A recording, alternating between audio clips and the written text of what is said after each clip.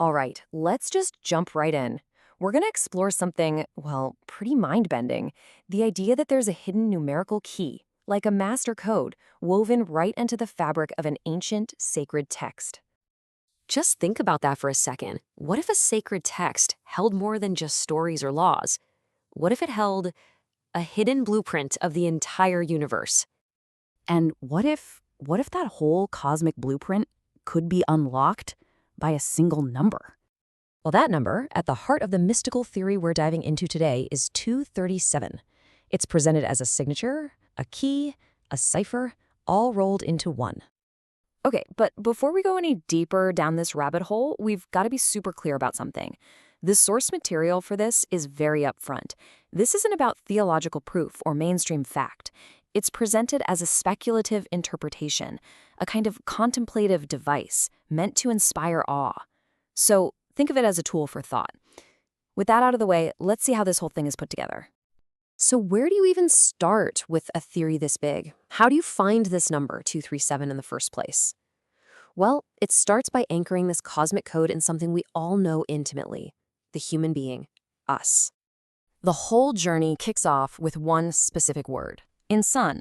That's the Arabic word for human being. And yeah, it shows up all over the Quran. And here's the first big claim. The word insan is said to appear exactly 237 times. Now, what I find really interesting is that the theory is upfront about the details. It acknowledges this count is based on a specific canonical text and that the number might shift slightly depending on which authentic recitation tradition you're looking at. So there's a layer of nuance right from the start. Okay, so there's another way this theory gets to 237, and this one's a little more mystical. It involves something called abjad numerology, that ancient system where letters have numerical values. So you take the basmala, that's the opening phrase of the Quran, and its abjad value comes out to 71. Then a particular Andalusian mystical tradition adds another number to it, 95. And what do you get? 71 plus 95? Yep, 237 again. And again, the theory doesn't try to hide its own mysteries. It straight up says that the origin or meaning of that 95 is a crucial but unexplained piece. So it's not trying to be a math equation. It's more like an invitation into a certain way of thinking. All right, so we found the number in a word count and through numerology. But it doesn't stop there. The next claim is that the code isn't just written, it's audible. It's hidden in the very sound of one of the Quran's most famous verses. We're talking about the famous light verse. It's this beautiful, powerful piece of scripture known for its incredible imagery about God being the light of the universe. And here's the next big piece of the puzzle. The claim is that if you take this verse and break it down to its most basic sounds, what linguists call phonemes, and you count them using very specific recitation rules, you land on exactly 237 of them. I mean, just pause and think about what that implies. The verse isn't just talking about light. The theory is saying its very sound, its structure, is the code of light. It's like a hologram, right? Where every little piece contains the whole picture. The verse itself becomes this luminous cipher. Okay, so let's recap. We've got 237 from a word count, from numerology, and from the sound of a verse. Now, the theory really goes big. It uses this one number to connect the human body to the whole universe. So, this framework sees the human being as being made of two parts. First, you've got the physical body, which a prophetic tradition says has 360 joints. Then, you have the spiritual side, this luminous essence, which is represented by our number 237. Now here's where it gets wild. What happens when you put those two numbers together? If you take the spiritual part, 237, and divide it by the physical part, 360, you get a number that is remarkably close to the golden ratio conjugate.